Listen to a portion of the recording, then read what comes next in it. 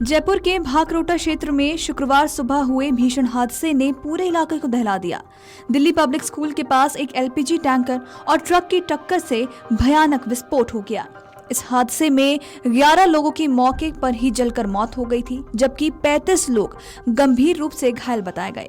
हादसे के बाद 14 यात्री और बस का ड्राइवर कंडक्टर लापता हैं।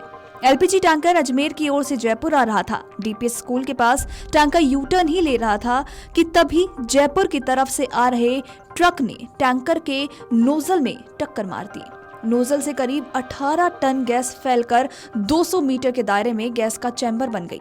कुछ ही सेकंड में टैंकर में जोरदार धमाका हुआ, जिससे आसपास की गाड़ियां भी जलकर खाक हो गईं।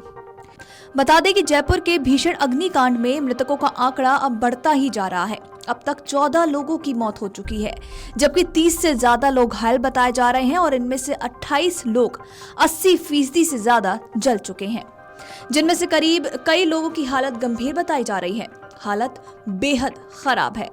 घायलों की स्थिति नाजुक बनी होने से मृतकों का आंकड़ा बढ़ने की भी आशंका है। तो वहीं राजस्थान की राजधानी में हुई इस भीषण दुर्घटना में कई मृतकों के शव इतनी बुरी तरीके से जल गए हैं कि उनकी पहचान तक नहीं कर पा रहे हैं।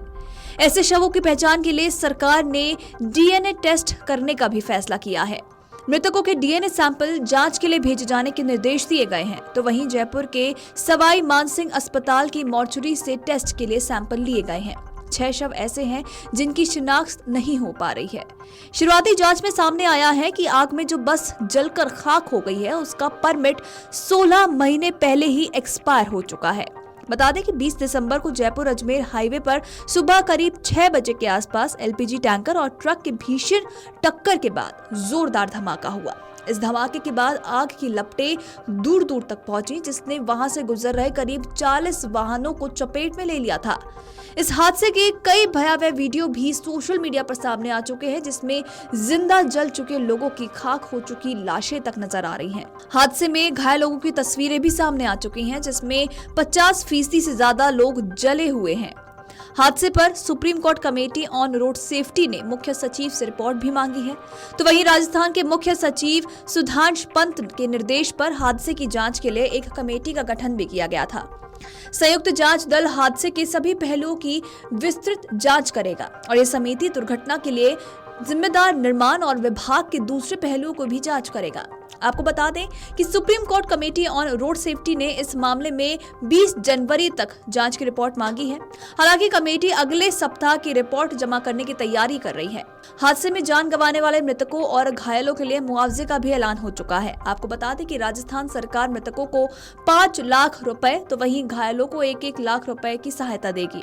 वहीं केंद्र सरकार ने भी मृतकों को 2 लाख रुपए देने का मुआवजे का ऐलान किया है। चौंकाने वाली बात तो ये सामने आई है कि बस का परमिट 16 महीने पहले ही, यानी कि 25 अगस्त 2023 को ही खत्म हो चुका था। इतना ही नहीं, बस का AITP यानी कि ऑल इंडिया टूरिस्ट परमिट भी 8 जुलाई 2024 को एक्सपायर हो चुका था। परमिट एक्सपायर होने का सीधा मतलब ये है कि बस को परिवहन विभाग सड़क पर चलने की इजाजत नहीं देता है। ऐसे में इसे पकड़कर जब्त करने की जिम्मेदारी आरटीओ की ही होती है। इस मामले पर जब उदयपुर के बस मालिक से बातचीत हुई तो उनका कहना है कि उनकी बस कभी नहीं चलती, सिर्फ 19 दिसंबर यानी कि हादसे वाले दिन ही बुकिंग की थी। हालांकि जब ऑनलाइन इसकी जांच की गई तो उसमें पता चला कि ये बस रोजाना बुकिंग ले रहा था। आपको बता दें कि इस खुलासे के बाद अब जांच कमेटी भी अलर्ट हो गई है और इस मामले की इस एंगल से भी जांच कर रही है। Video desk amarujala.com। अगर आप ये वीडियो YouTube पर देख रहे हैं तो हमारे चैनल को सब्सक्राइब कर बेल आइकन दबाएं और Facebook पर देख रहे हैं तो हमारे पेज को लाइक करें। 8 मिलियन प्लस सब्सक्राइबर, आपके इस भरोसे के लिए बहुत धन्यवाद।